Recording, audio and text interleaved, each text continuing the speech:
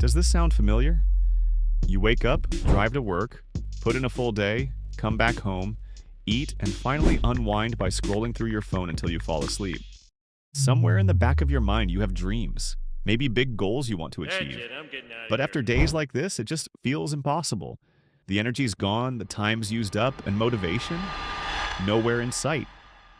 If you're feeling like this, you're not alone. And in this video, we're going to tackle this problem head on. We'll break down what actually blocks your motivation, and more importantly, share strategies to help you find the drive to move towards your goals, even on the busiest days.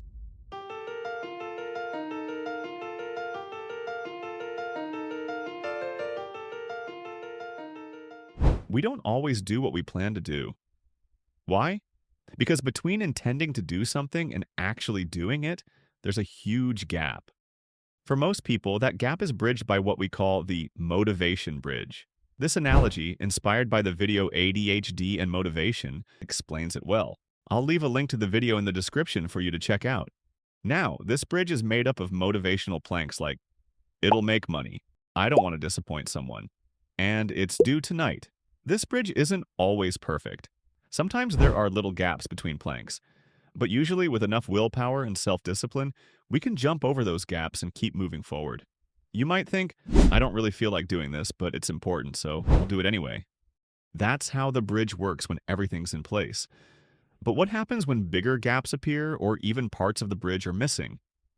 That's when things start to feel impossible, and that's what we're going to fix in this video. Have you ever walked into a messy room and thought, "Where do I even start?" It feels overwhelming because your brain sees the entire task as a giant mountain of effort. But what if you shift your focus to just one small part of the room? Let's say the desk. Suddenly it feels more manageable. You clear the desk in a few minutes and feel a spark of accomplishment. That energy motivates you to tackle the bed next, then the closet. Step by step, the room transforms. And what once felt impossible is done before you know it. Breaking tasks into smaller pieces works the same way. By focusing on just one manageable part of a task, you reduce the mental resistance to starting.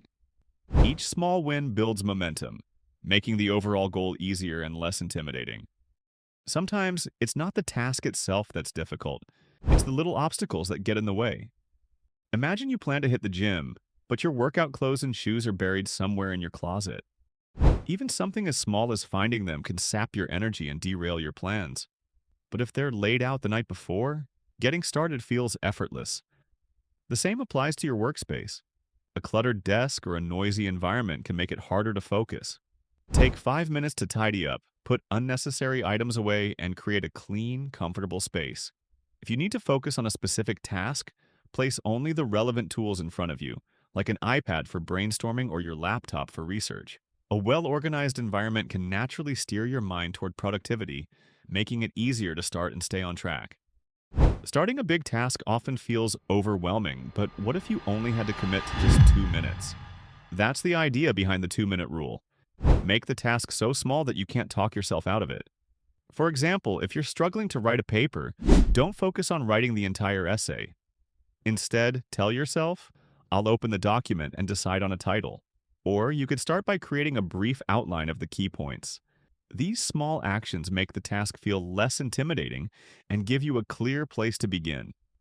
By reducing the task to a quick, easy action, you overcome that initial resistance. Once you've started, it's much easier to continue because you've already taken the first step. Let's try this. Imagine a wooden plank laid on the ground in front of you.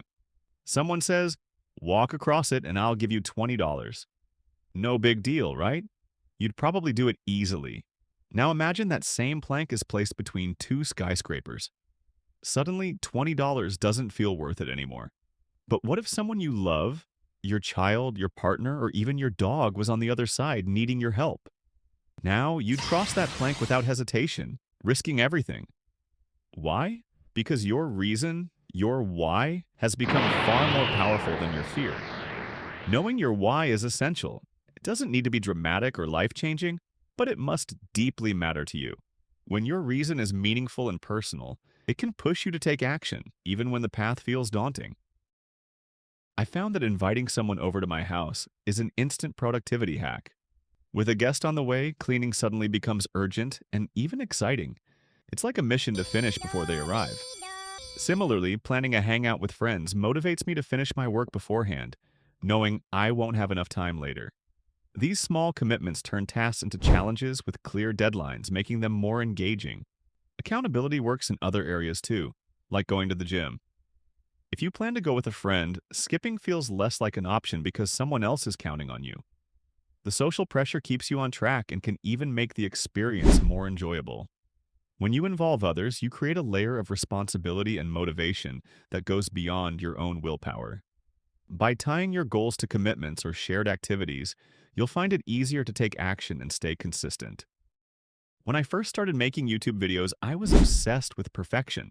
I wanted the scripts, the visuals, the sound effects, and even the transitions to be just right and perfect. But that level of pressure left me paralyzed, unsure where to even begin. Then I came across a game analogy that changed my perspective. Think of your first attempt like a game's initial release. It doesn't need to be perfect. Once it's out there, you can identify what works, what doesn't, and patch it up later. Add new features, make updates, or even release a DLC version. This mindset made starting easier and reminded me that progress is more important than perfection.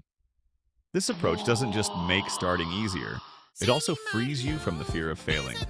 When you let go of the need to be perfect, you allow yourself to learn and grow. Each attempt becomes a stepping stone toward improvement, and every patch or update brings you closer to your ideal version. Progress beats perfection every time because you can't refine what doesn't exist. So, focus on getting started and let perfection take care of itself along the way. After all, motivation is incredibly helpful when it gives you that initial push or helps you power through a tough moment, but it's not something you should depend on. Instead of being motivation dependent, aim to be motivation enhanced. Motivation can help you get started, but you don't need it to take action. The real secret lies in focusing on your system, not your willpower.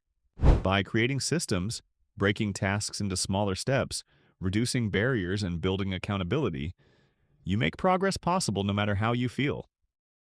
In the end, it's not big bursts of effort that achieve your goals, but the small, consistent actions you take every day. Each small choice adds up, bridging the gap between intention and accomplishment. So don't wait. Take action today, even if it's something small. Every step counts, and before you know it, you'll be walking across that bridge. Thanks for watching. Remember, no matter how much you learn, it won't matter unless you act on it.